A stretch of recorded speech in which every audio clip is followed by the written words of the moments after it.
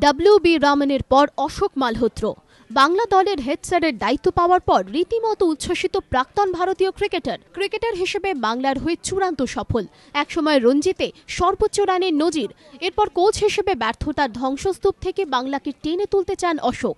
তার স্পষ্ট কথা, জাতীয় দলে সুযোগ পাওয়া 4 ক্রিকেটার মনোজ তিওয়ারি, অশোক দিন্দার, ঋদ্ধিমান সাহা ও মোহাম্মদ সামি রয়েছেন বাংলা দলে।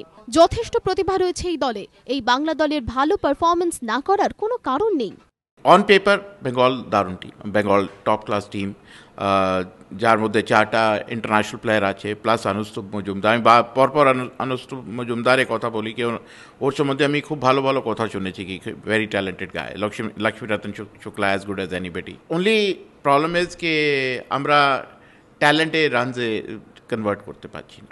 আপাদমস্তক শৃঙ্খলা পরায়ণ, রীতিমতো রাফ অ্যান্ড টাফ কোচ। ধুঁকতে থাকা বাংলা দলটির মধ্যে সেই শৃঙ্খলাই আনতে চাইছে সিএবি, আর সেই জন্যেই তাদের প্রথম পছন্দ অশোক মালহোত্র। এটা তাঁর কাছেও বড় চ্যালেঞ্জ, মানছেন বাংলার নতুন কোচ। তবে কাজ করতে কোনো সমস্যা হবে না বলছেন অশোক। এটাই চ্যালেঞ্জ আছে কি আমরা কেন ভালো করছি না, কেন ভালো করতে পারছি না, অ্যান্ড ভালো করতে হবে। পরিষ্কার কথা কি যখন অ্যাবিলিটি আছে, ট্যালেন্ট আছে, তাহলে ভালো কেন হচ্ছে না।